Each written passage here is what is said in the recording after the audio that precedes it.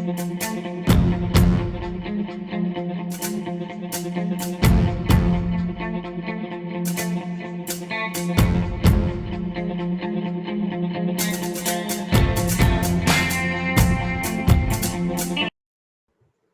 to episode 6 on American Exceptionalism with Strangleholds on America. I am co-host number 1 and number 2, Liam Meriton Hewitt.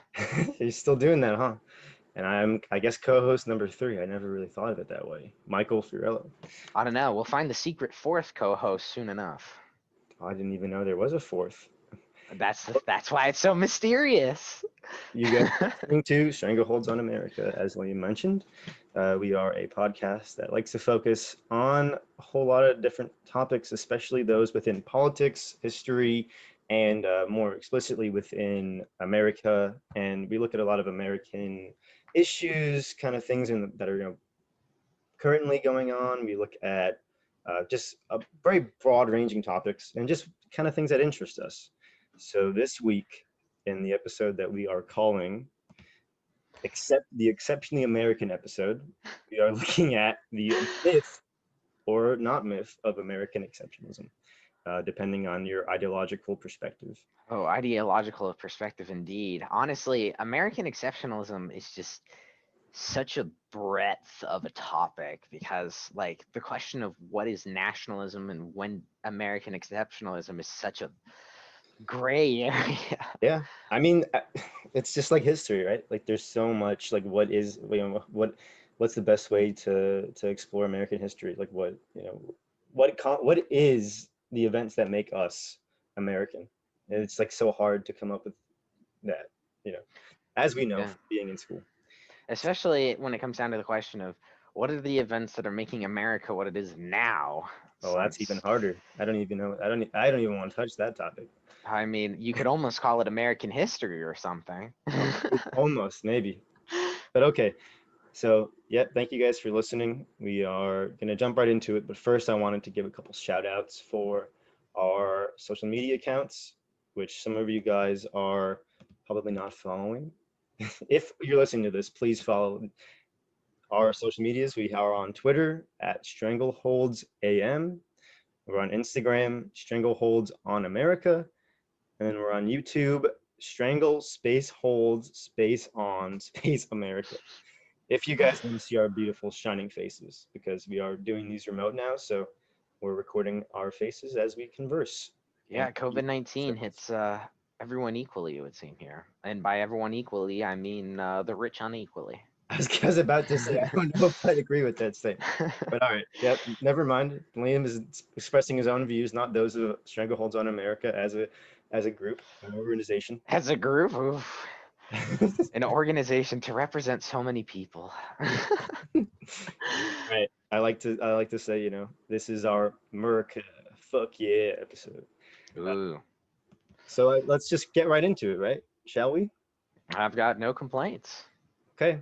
So I guess I'll start off just by kind of outlining for all of our listeners out there who may not understand American exceptionalism. I mean, you guys may be from another country. I don't know. You guys may be living under a rock. You guys may need. There's a lot of reasons why you might not understand it. I mean, you might. Another thing exists outside of America? What? I didn't go that far. Like, don't go. He's having an epiphany. Whatever it may be. I mean, you guys may understand these things and inherently view exceptionalism, but you don't know exactly, some of the tenets that a lot of people like to focus on when they talk about how America is so exceptional.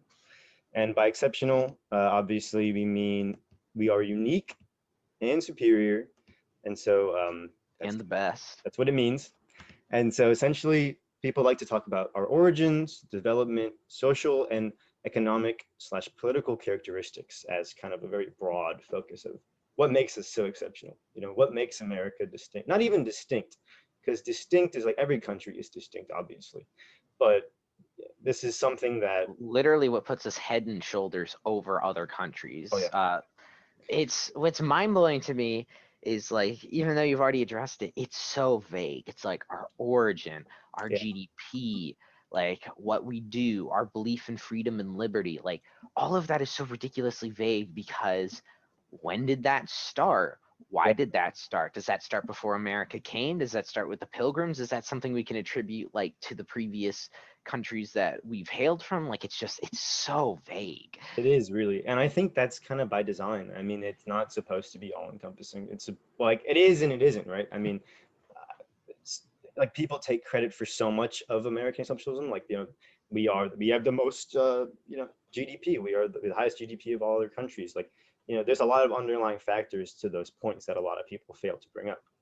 Like does that mean that our system is equal? Does that mean that certain people are favored over others? I mean, there's a lot of like just inherently greater conversations we can have about all these topics, and I think that's one of the ruts you can get in with this topic is like you can just be so short-minded in saying like we are exceptional because these things without actually expanding on what those things are and maybe even really understanding what those things entail. So like Liam mentioned, a lot of people like to look at it as America being distinct in that we have a much different way of looking at liberty and freedom of opportunity.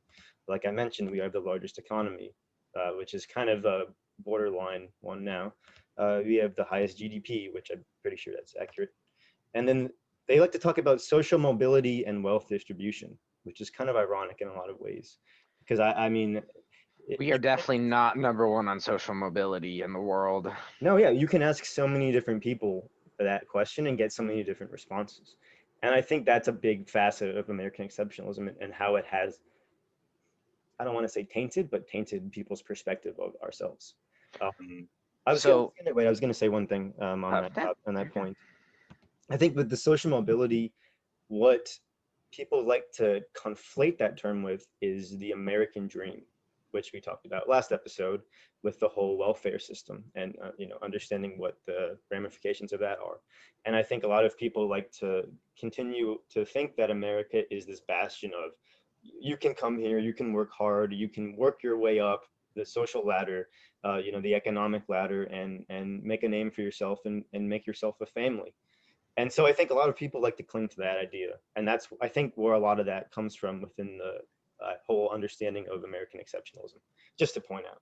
So I'm going to go for the jugular here and kind of offer a very brief counter argument for this. yeah, So while Michael's done an amazing job of explaining what American exceptionalism is as an idea okay, and like what it is, there's a lot of people who believe that it's total malarkey, very literally. mm-hmm. For example, from Noam Chomsky, he's to quote him, he says, well, first of all, I'm not a fan of American exceptionalism. That's like saying I'm not a fan of the moon being made out of green cheese. It doesn't exist. Uh-huh. So, like, while American exceptionalism as an idea definitely exists, Mm-hmm. and while we can definitely try to point out parts of America that may have been done better as a country, may have done better compared to other countries, a lot of people very much believe that us as a global superpower and how we have acted is almost the exact same as any other previous global superpower, looking at places like Britain, looking at places like France when they were literal superpowers, even China, if you're looking that far back.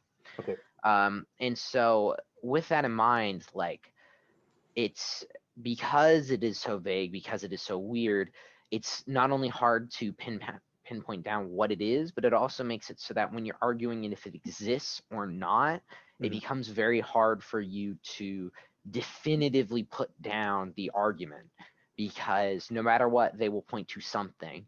And to put down everything about a country that might not be number one, number two, is just difficult. Yeah, It's very much a proving a negative. that's a very good point, and I think that's another rut of this whole topic is, it's I don't think you can ever really um, refute this claim because the people who support it, no problem. The people who support this idea are the ones who, just wholeheartedly believe it. So it's like part ways, I want to say, um, propaganda, part ways just how people envision themselves, and a lot of like politics plays into this. So you see the Republican Party, they're kind of the bastions of these ideas a lot of the time. but I mean, that's not to say that Democrats don't do the same thing. Your point brings up a good one, and I mean, it is a good point. And I think another thing to talk about in that respect is other countries. Uh, it's so funny that we just neglect all the other countries when we think of ourselves. Like you said, we're shoulders and heads above these other places, Head below and us. shoulders. Not the shampoo. We're not sponsored though.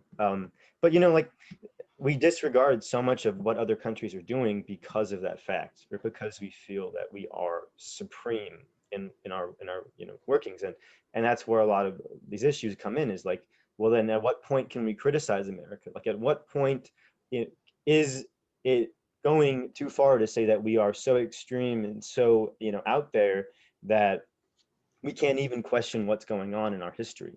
And Mm. I think that's the rut, and that's where so many issues stem, and so many of my own personal issues with American exceptionalism come from.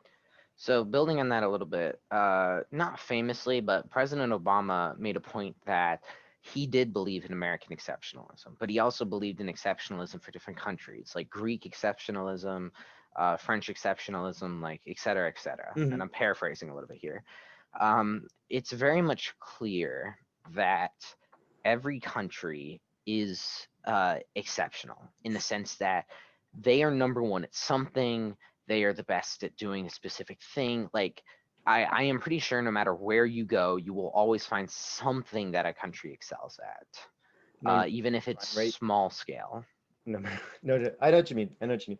And this is kind of what I was trying to mention, but I kind of danced around. Is like, I think other countries, not that they think the same way, obviously, but like all other countries want to be special, and they all are. I mean, you know, breaking it down to the most basic, we're all humans, we're all people in this. Like, everybody's individual, everybody has their own perspective, their thoughts, their opinions, they have the right to think how they want to.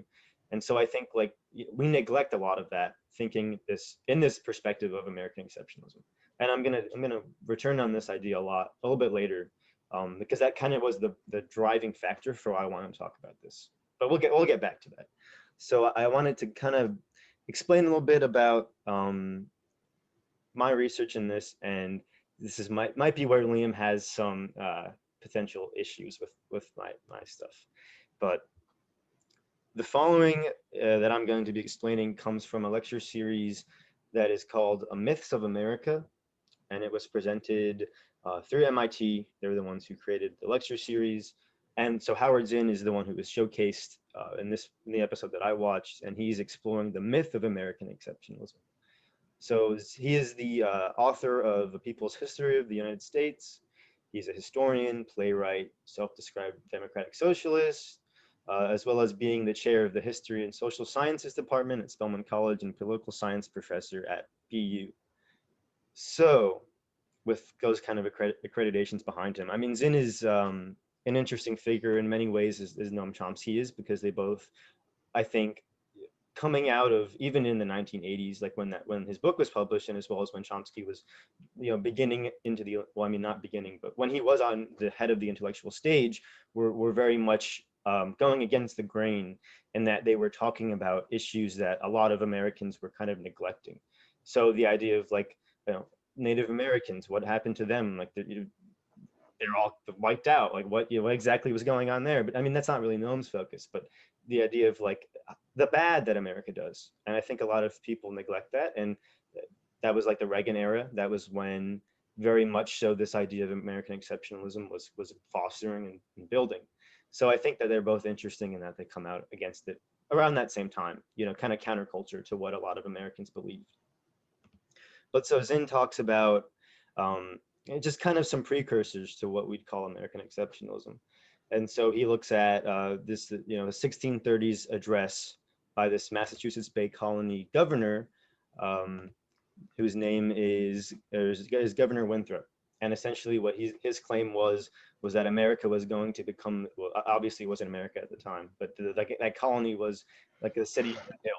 And he's referencing the biblical allegory of a city on a hill being this idealistic society, this society that everyone else could look at and point to and be like, oh, okay, these are the guys we need to follow, these are the people that need to be looked at as an example.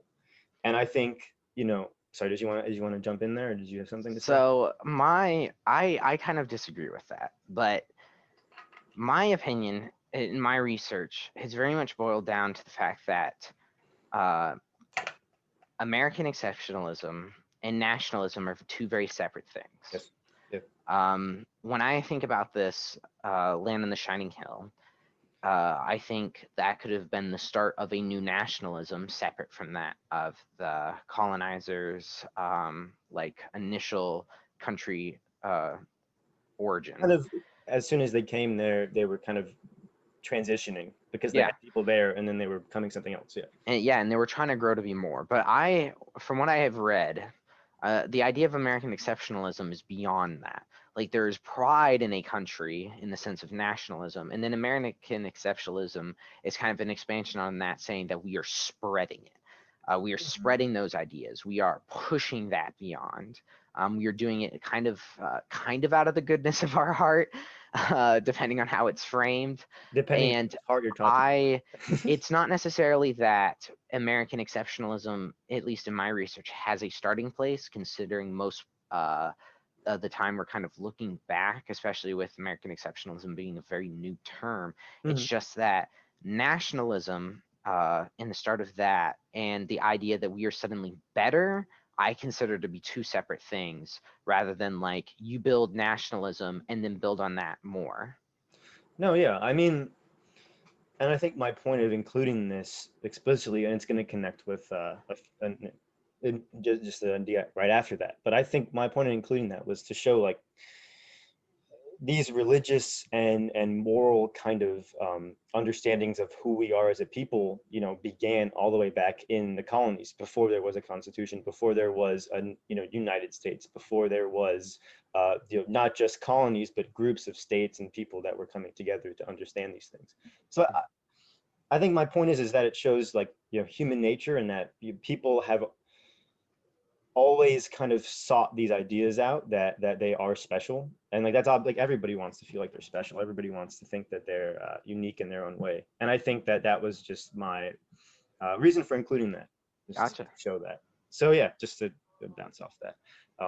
So going on, looking at how I mentioned before, Ronald Reagan, he really was the one. He said in a speech, a very powerful speech, yeah, claiming that America was this shining city on the hill.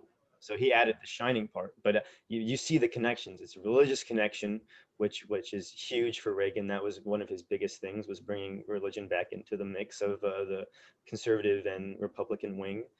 But then you also think, now shining city, like we're now so much better, we're now so much brighter, and then you obviously understand the context of this was right in the middle of the Cold War, at the end of the Cold War.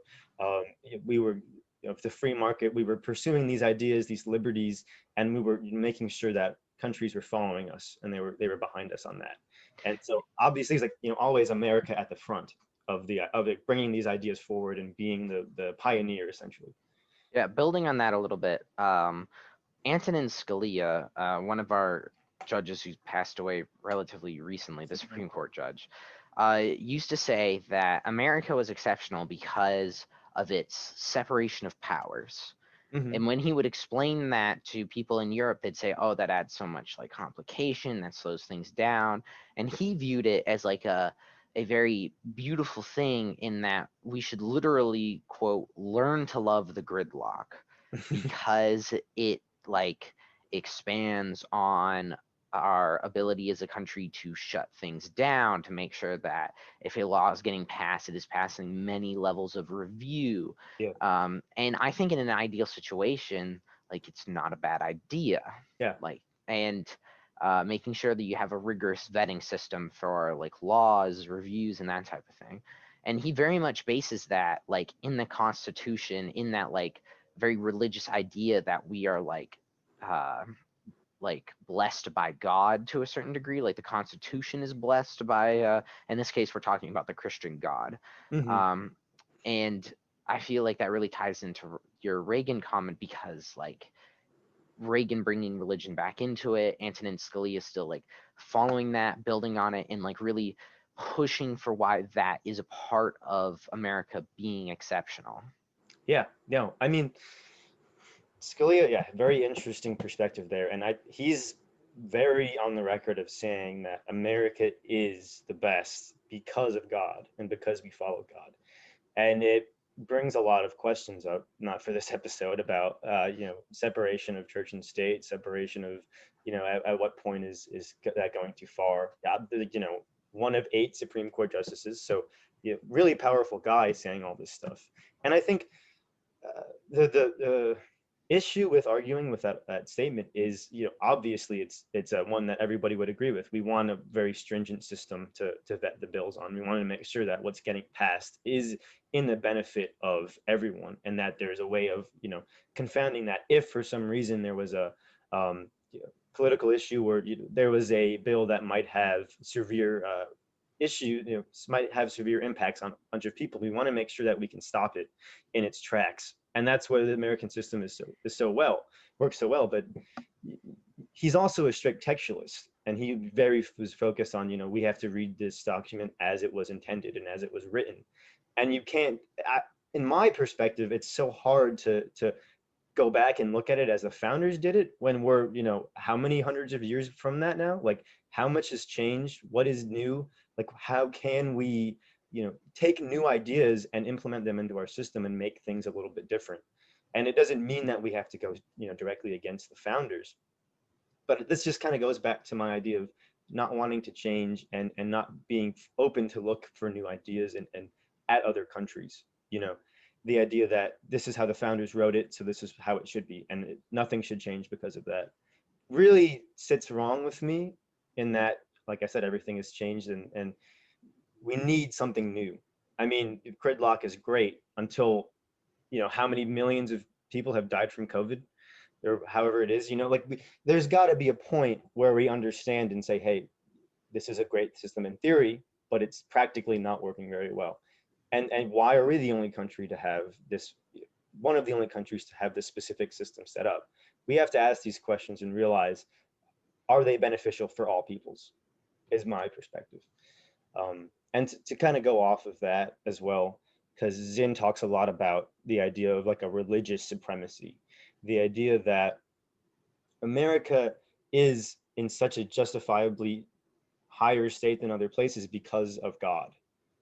And so this is a really big part. He goes a lot about this with Bush, because Bush was famed as being able to literally talk to God. He mentions this a few times. Mentions like the idea that he was elected because God wanted him to be elected. And very interesting. Yeah, Liam's shaking his head because I just so not to dive too far into this, but like don't want to go. American exceptionalism and like American nationalism after the Cold War got so heavily tied into religion. And we can clearly see in like American exceptionalism how it is very literally elevated to a religious level, Yeah, where a lot of people are looking at it going like, we have to be the best. We should be the best. Like we owe it to people to be the best. And that I completely disagree with that entire line of thinking, but like it really goes to show how hard it is to like discuss American exceptionalism with Americans, especially because it is just either you really don't believe in it entirely, or it's a very like religious, do not question, like you need to believe type of thing. like a mantra. Like if you don't like it, you can get out. A lot of people Yeah, say kind of. something like that. But so I have something about that later I want to get to. Sorry, I'm jumping around, I know, but um, one of the things that Zen talks a lot about in his speech on American exceptionalism, if I can find it, is, like I mentioned, the idea of using religion as a means of explaining how we are so divinely chosen for our rights. So you look at it's almost like you use God as a way of relinquishing any human morality. So we like we don't have to question what's going on. We don't have to think, is this a morally correct choice? because God's behind it. God's backing it. So how can it be wrong? How can we question his judgment? Which I think a lot of people who are religious would agree that that's how they view a lot of things. And so it's so tricky when you cross government and God like that, because at what point does those things end? Like at what point is the government's actions no longer God's and the humans? Like at what point is morality even brought into it? So we have a whole nother set of moral standards for ourselves as we do compared to other countries. Other countries are awful or they're whatever, but they're not driven by God. So we can't trust them as much as we can trust our own ideals. There's a lot to rip into there, but I'm going to avoid most of it by just saying we have definitely put ourselves in a position where American nationalism, religion, the idea that we owe it to a higher power in a certain sense. Manifest destiny is us like taking over, expanding into these lands that are That, left for that were us. given to us. Yeah, that we have to bring freedom, liberty, democracy to other countries because they can't do it themselves. Like that, which is bullshit. I want to clarify, but like that whole like belief that we have to be the ones to do it, we have to bring the light from that shining city to others. It's just incredibly warped. Definitely. And it really builds into this situation where we have this American exceptionalism almost as a, I could argue, an ultra nationalism, where you have like your regular belief in nationalism. You can be ultra nationalist in the sense that you fully believe in the state, you believe it's done no wrongs, but you can almost look at it as a bonus onto that Yeah. rather than necessarily a separate thing, Yeah. where people are just taking it a level further. And I would say that in many respects, and this is going back to the idea of the Republicans kind of really grabbing at the idea of exceptionalism, because that's really their big push. And I think to mention what you said before about Obama even saying that he agreed with it. I think Oh, that is how far things have come. Is like even as a Democrat, you can't say American exceptionalism is kind of a BS idea, or like even question that notion, because it has become so ingrained in our culture and become so ingrained in our education systems, in our cultural systems, in our media. It's inescapable, and I think politicians have to run on it and have to say America first, because that's what gets them the votes that they need. So yeah, like religion is a huge part of that, like we just mentioned. And so yeah, it just kind of gives us a whole different set of moral standards for our own actions, which again we can justify by saying God's telling us it's right, we got to go for it. And you look at like Bush's actions, obviously getting us into all of those issues in the Middle East and Afghanistan, which we're still in currently.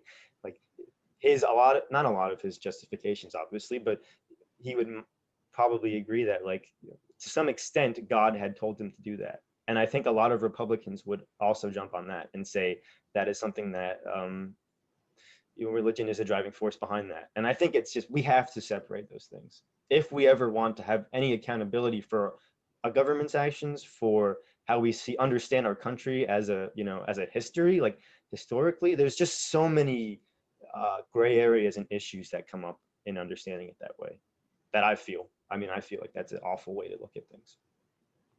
I don't disagree. I think when it comes down to it, we can't look.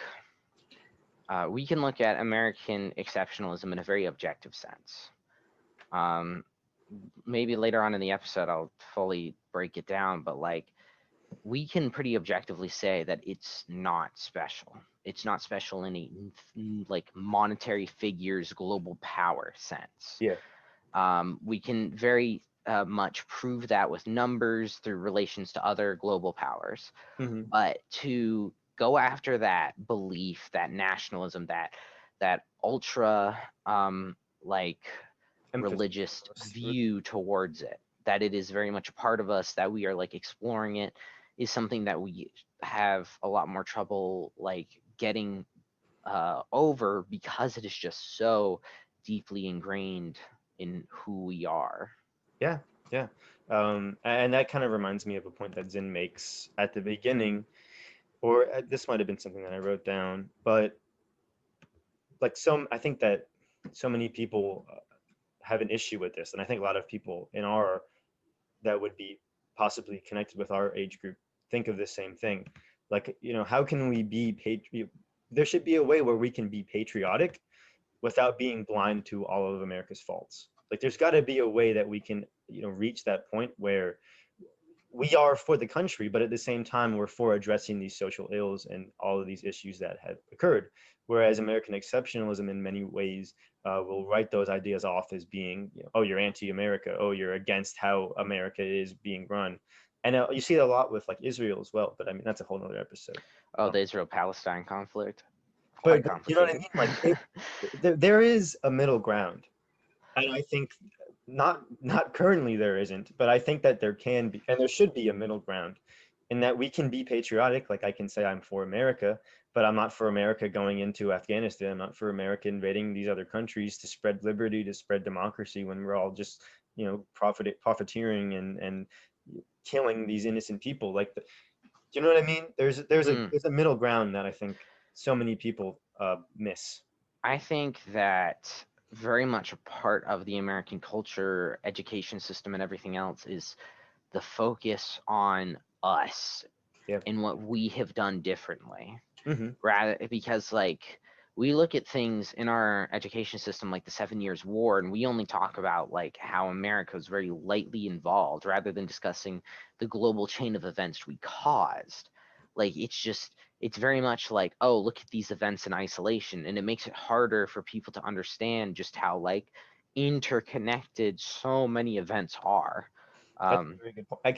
Can I jump on that? Because yeah. I mentioned, so in my research, one of the things that I came across, which again, I don't know, I'm not a teacher, I'm not a historian, I'm not any of these things, but uh, it's interesting because I really wanted to like look into it and see, well, okay, so what makes like maybe what is America doing differently in that history standpoint? Like, how are we teaching people about um, our country? And I think both of us growing up in like different areas, but like probably very similar standards of like, this is what we learn, this is American history, and it's very like kind of narrow almost. And it's only been recently that a lot of people have kind of taken against and being like, well, hey, maybe we should have more perspectives from other people who aren't American or who aren't just white, rich men or whatever. Like, I think those are very claims that a lot of people make that I would agree with. But we look at it in American history, it's called diplomatic history, which is what what American education system explains it as. And it is presented in the history of international relations between states. So diplomatic history can differ from international relations in that the former can concern itself with the foreign policy of one state, while the latter deals with relations between two or more. So diplomatic history essentially is looking at, you know, how did America come out of these treaties, these agreements, whatever, this all of these issues, without looking at both sides. With looking at to the extent of what did America gain, what did America lose, uh, how did it help us, how did it hurt us, and we very much lose that nuance of we're interconnected. There's other countries that are being affected by these things. I'm pretty sure this is still in effect, and this is still an idea that a lot of the education system pushes for a lot of people. And I would say within my own education, I would definitely attest to the fact that this is happening. And so it's like this is how enrooted these ideas are, and that I mean, obviously you can't teach like fifth graders the whole like geopolitical spectrum and understanding all these different events. And so there is some extent to like an argument being made that this just simplifies things a lot. And I would agree that that's not a bad thing, but you know what I mean? Like Hey, little Michael, can you explain what started the Israel-Palestine conflict from the 1600s on? give me 5 minutes. I'll get my PowerPoint set up. But you know what I mean? Like Yeah. there's a level there, and I think there definitely is kind of this change that's happening, and a lot of teachers are getting more freedom behind what they can teach and how they can explain America and the history of it, especially you going into like high school and then even college. So yeah, I just thought it was a good connection to bring up. Um, Oh, am I allowed to jump into? yeah, All good. right. So I'm gonna make a little bit of a topic, not shift here, but definitely break into something real quick. So when we talk American exceptionalism, it is very important to consider the fact that a lot of people consider it just a blatant myth. Hmm. So when we look at people like Noam Chomsky, he very literally says powerful states have quite typically considered themselves to be exceptionally magnificent, and the United States is no exception to that. The Hmm. basis for this is not substantial, to put it politely. He also makes a very direct comparison of the United States to Britain in its heyday. We're thinking 1600s esque. The Opium Wars, Indian Trading Company. Like at the time, it was considered the greatest country in the world. They were literally spreading their rule for the unenlightened people, both their faith, both their way of like living, like literally everything. Hmm. And so they clearly saw themselves as the greatest country. Then they had a literal duty to spread that. Hmm. If you'd consider that like a Britain exceptionalism, that's I don't know, Yeah, it's hard to say, but I guess. it's definitely safe to say that when everyone is a global superpower, at some point, Hmm. people will try to justify that both morally, religiously, in every way they can to not only use their goals and maximize their strength to try to stay as a global superpower for longer, but also to like morally lift their citizens like up in the sense that we should have pride, we need nationalism, like we need a very strong belief in who we are.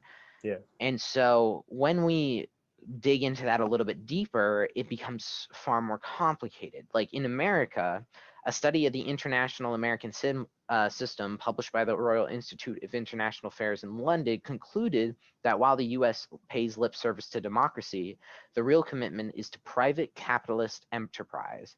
When the rights of investors are threatened, democracy has to go. If these rights are safeguarded, killers and torturers will do just fine. So like, and that's also from Noam Chomsky. Yeah. What when we're talking about spreading these beliefs, when we're talking about, for example, the United States doing going into other countries and spreading its democracy, spreading its ideas, it's being cloaked in a sense of American exceptionalism. Like we are doing this from the good of our heart. We are definitely doing right by these people. But in reality, it's literally just like a very closed nexus of private capitalist enterprise that is doing everything. And we Yep. have points like Panama, where they didn't want us to build the Panama Canal and we did it anyways. We Did it have help us? points like I believe it's Honduras, El Oh, Salvador, so many examples. yeah, with the The, banana companies. there's, oh yeah, yeah. Like The, it, literally they're literally the Middle East. half of Mexico. I mean, Yeah, Native where Americans we just did the wanted to Mexican fuck it. American War, and we literally beat Mexico to manifest destiny, all the untaken lands there. All the open land. It was free real estate, Liam. What do you It mean? was all free real estate except for the Native Americans living on there. See, and this, sorry, I don't want to jump. Yeah, you can go in. And this really connects with what I was saying earlier, and really kind of got me thinking. Um, so, like I mentioned, like there's got to be a way we can balance those ideas where, again, like we want to be patriotic, but at the same time, we want to understand our faults. And that doesn't cut it. Like that isn't a good excuse for why we should go into those places and why we should, whatever, invade Iraq, why we should go into Latin America secretly and install our own dictators for the guise of stopping communism, when really it was just to support whatever business interests were there. And yeah, Chomsky makes a great point there, saying that it's supporting these capital owners, it's supporting these people who are already so enriched that they're now going to lose whatever exactly is going on there, whatever profit they're making by whatever. So by like America coming in and protecting those interests and those rights, Yeah, and and it really, building. Oh, sorry. I was going to say, like, it really makes you think, because without the exceptionalism, without the regular people, the lay people, let's just say, um, ascribing to those same ideals, so being able to, oh yeah, America's great, we without those people, like the boots on the ground, essentially the people who are then going to go into the military, who are then going to enlist and be the people who instill that change, who fight those leaders or who fight those other countries, we wouldn't have that. Like without that workforce of people, there'd be no way for those capital owners to push their ideas and push their agenda. So it's like almost like, maybe this exceptionalism was instilled as a way of maintaining the system, maintaining the status quo of propping up these companies and these businesses. So it's just something that came to mind when you were mentioning all that stuff. Yeah, so we can pretty safely say that America became a global power after the Second World War, especially when it had like something like 90% of the world's gold supply. Mhm. Like it was crazy. And when that happened, American planners very much laid out a plan called the Grand Area, where they had like a specific area under U.S. control where they were not, where the U.S. would not tolerate any expression of sovereignty and interference with US global designs, where there was no competitors permitted. And it was like we very much built our like nationalism, American exceptionalism, not on like a we should help people, but with a very literal economic, like powerful, how we can become stronger, like Can exert our mindset. influence, like how we can exert our influence in the way that most benefits our stakeholders. And the That sounds so stakeholders, much better than how I said it. well, and the stakeholders being those people, that small group, that nexus of, really the people who exert the most influence in society. Yeah, So so then yeah. like is it really what I'm trying to build the narrative around here is like we aren't the first global superpower. We're not the first global superpower to think ourselves amazing and exceptional. Hmm. We very much did everything out of our own interest, improving our own position in the world, trying to make the most amount of money. We've killed thousands of people, even hundreds of thousands of people, conquered half of Mexico, invaded the Philippines even before we were a global power. Yep. Like, we have very much done like these horrifying things as a nation that will forever scar us. We have done all of this, like, planning to make sure things are going well to spread American influence.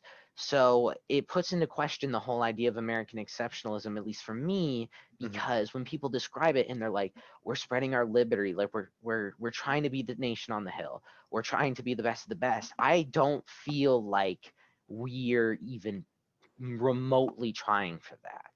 What we have done is we have set ourselves up to become more powerful, not out of the kindness of our heart, not to spread democracy, not to spread liberty, just to make money, like Yeah. making money. Monet. And that's, I would argue that's a bad thing, but that's a totally different side topic. It doesn't feel like American exceptionalism is anything that is different than what has come before, especially with like Britain doing the opium wars to get in more money, Hmm. two opium wars to be clear. Hmm. And that's just, I don't understand how people can make the argument that we're better, that we're different, that we're all of this if we know that our actions have been repeated in the past by other global powers, on top of the fact that like nothing we've done has ever really been just out of the kindness of our heart, that we've never really done like that type of philanthropy. And Yeah. that I think. doesn't, that kind of really throws the whole idea into bogus territory for me. I mean, I would definitely agree for many of the same reasons, but I think a lot of the shortfallings of like why people don't think that same way is they don't have the same understanding of American relations in America, like our history, that you would, or that even I would. Like they're not reading these things by Noam Chomsky. They're not listening to these presentations by Howard Zinn. So they're Honestly, Noam Chomsky is the best. He's the best. If Williams, he die, I swear to God, dude, he's quote like me. If 98 he years old. dies, I'm gonna be He pissed. is I 90. will literally have an episode just crying over the man for an hour. Sorry. Anyways, Yeah, yeah, great but guy. yeah, no, Liam loves him, and I mean he's really good, and but like see, we are like not enlightened, but our eyes are opening, like the rosy glasses are coming off, and we're looking at it for what it is. We're looking at it for the the shit, the log is out of our eye. We're seeing what is really happening, um, and it's just like it's so hard to convince other people that these things are real, and like people in a lot of ways we just kind of accept the myth of exceptionalism because it's easier than viewing us as a failing state, as a place that's is slowly crumbling. We're losing our position in the world stage in so many ways and for so many reasons. And I would argue a big part of that is the literal myth of exceptionalism itself, where we're not expanding as a country. We're not learning from others. We're dooming ourselves to the same mistakes that we keep making over and over again. And this goes back to the whole, how our political system is set up, the gridlock, the, divisiveness. I mean, all of that stuff is coming back to that. So, building on that even more here, after World War II, when most other European countries were like destroyed, when they were rebuilding, like Literally in they a couple. made major social changes, Yeah, fundamental yeah, ones to yeah, both constitutions, to how they treated people. And America, as the victors, never felt the need to do that because we won. We're rich, like we're clearly like the good people. yeah. The flat. And that makes things complicated because when we see these other European countries like doing these changes, trying to become like exceptional, special, support their people, change their politics, and we're just like, no, like we don't have to do that. I feel like some of it stems from there because, yes, we did win. Yeah, And yes, if we won, I can understand why people are like, we don't have to change. But ultimately, like, we can't keep believing in an American nationalism in a system that doesn't have to change, that doesn't have to improve because we just keep winning. yeah, When in reality, like, yes, the horse we are riding can probably be pushed farther. We can probably ride this for maybe another 60 years, maybe, 100 years. maybe, yeah. Yeah, and I'm sure that America would probably not completely collapse or necessarily fall into a civil war as long as the proletariat is not turned against the elites. Hmm. Um, but it's just, what is that really the horse we should be betting on? Should we really not be doing those changes? Should we really believing that we're exceptional if we're not willing to like try exceptional ideas? And it's just, I don't know. I don't know. And I think that it's, you know, It's up in the air. to some extent, it's never, we've never really been, it's never been tried. We've never even given credence to a lot of those, like you were saying, like universal healthcare, like all these things that so many other countries take for granted and have as like a, you know, very basic function of the government. And here it's, unquestionable. I mean, people support it in a lot of ways, but there's a lot of people who are against it. So it's like, I like the nodding, by the way. Sorry. so it's like, um, yeah, this is my whole kind of impetus for doing this episode because I really thought of, when we were talking about the welfare system, when we were talking about gun control, and there's so many examples and so many ways we can pull from other places to look and be like, oh, well, what did these countries do? Oh, like what, oh, you're telling me that like, Australia banned all their guns in, X amount of time? I mean, and again, this heavy, heavy asterisk here, obviously America is not any of these places. That doesn't mean that we can't learn from other people. We can't take their ideas and build on them, make them better. Hell, I don't, why. There's just a lot of there's like a lack of discourse of trying to understand what other countries are doing. And it goes back to the, I don't know, in my mind it goes back to the myth of American exceptionalism. And a lot of people would argue that, you know why are we doing this? Why are we continuing these archaic policies? Why are we not learning from others? It's like, well, that's the way it is. That's how America is. You don't like America, you can get the hell out of here. Like, those notions and those ideas, I think for so many of our generation, it's like so soul crushing because we can look at all these other places and feel like, well, why the hell aren't we doing that? Why aren't we meeting these basic needs? And then you understand, oh, it was propped up, it was a system set up by these elites for themselves. And you realize, oh, okay, maybe that makes, oh, that kind of explains a lot of these issues, and that explains why so much of it has failed for so many people who aren't, the top 1% or whatever it may be. um, it's just kind of disheartening, and I think a lot of people feel this way, even if they don't know it, or even if they aren't necessarily privy to the same information that we are, and they don't have the same understanding that we do, or whatever. There's just deep down, people can think and look at this and be like, there's something wrong, and we need to learn and grow. And it's so hard to do that with what we have right now, I think, in so many ways. Um, and it kind of brings up an idea that Howard Zinn was talking about a lot. And so he talks about the idea of, he compares kind of how America views, let's just say, communism. So you think of like McCarthyism, you think of all of these ways that America was so anti-communism and so against it. Not going into too much depth here, but Yeah.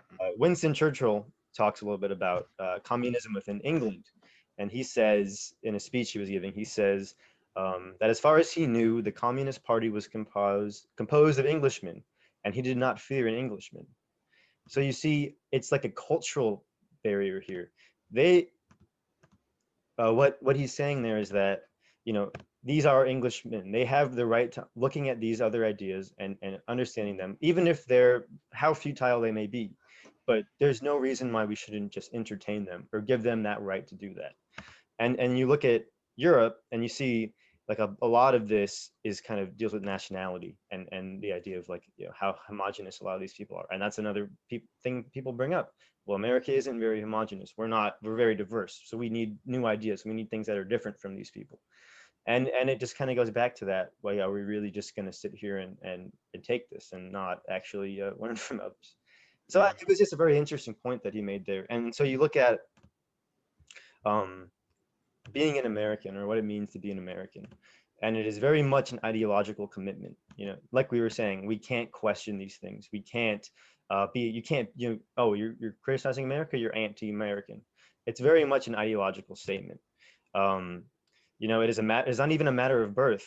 It's just if you're saying these things, like I bet a lot of Republicans might listen to this and be like, these guys are anti-American. They hate America.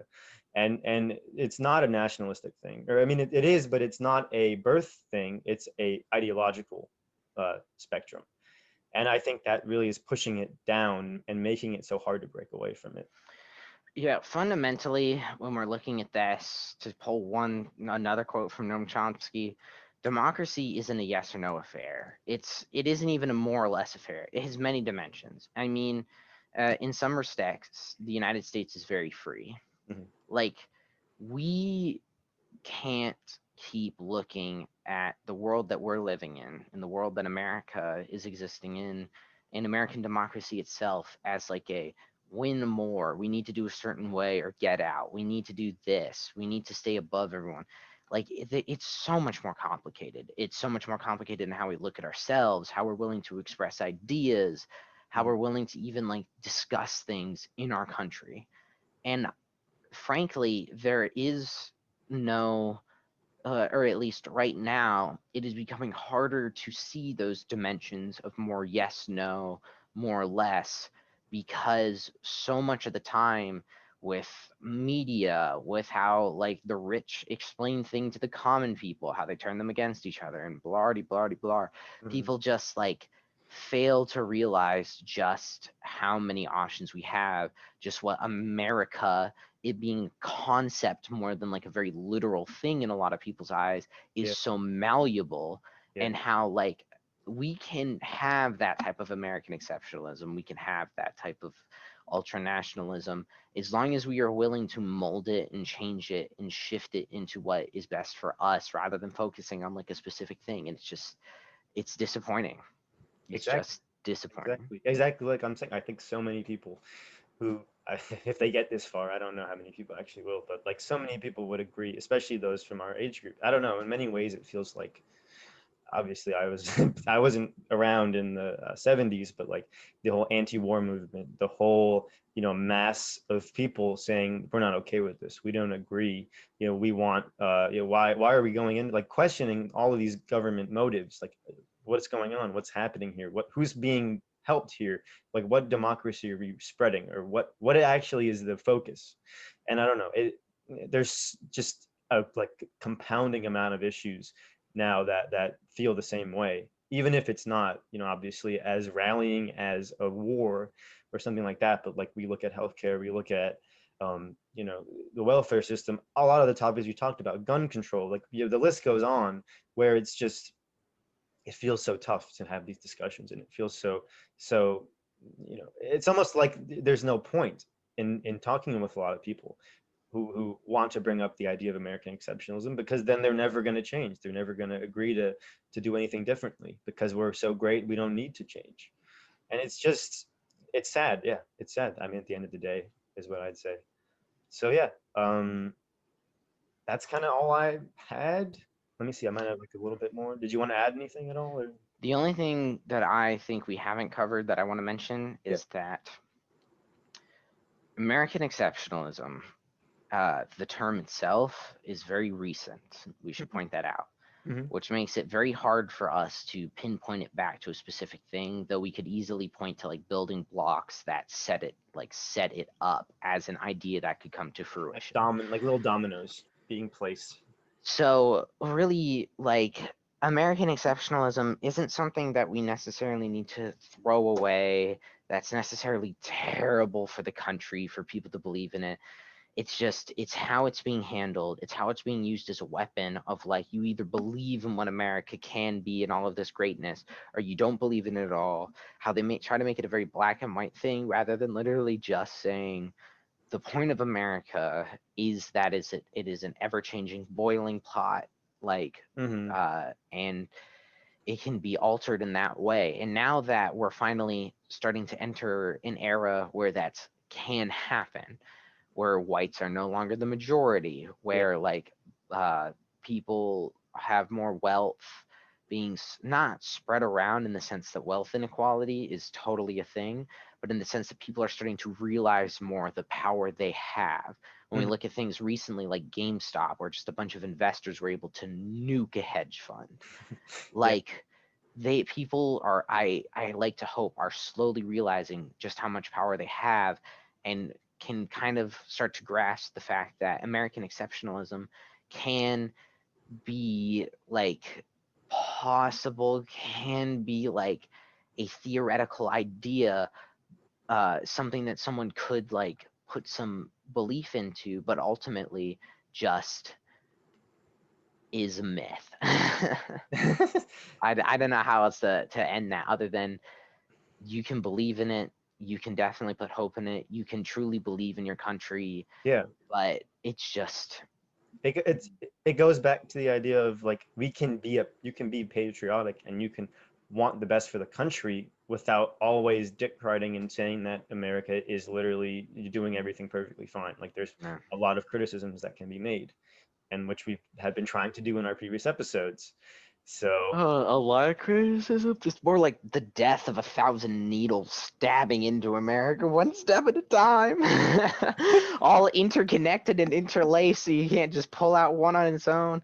On a being super very fast hyperbolic. side note, Yeah. like, if for people who don't believe in, like, the political nexus of entrepreneurs that, like, control the country, Yeah. like, just recently with GameStop, like, they took down a hedge fund, cost them something like $4 billion, I think it's at right now. It's And insane. then they were easily able to get like a 2.6 billion dollar loan from another hedge fund Yeah.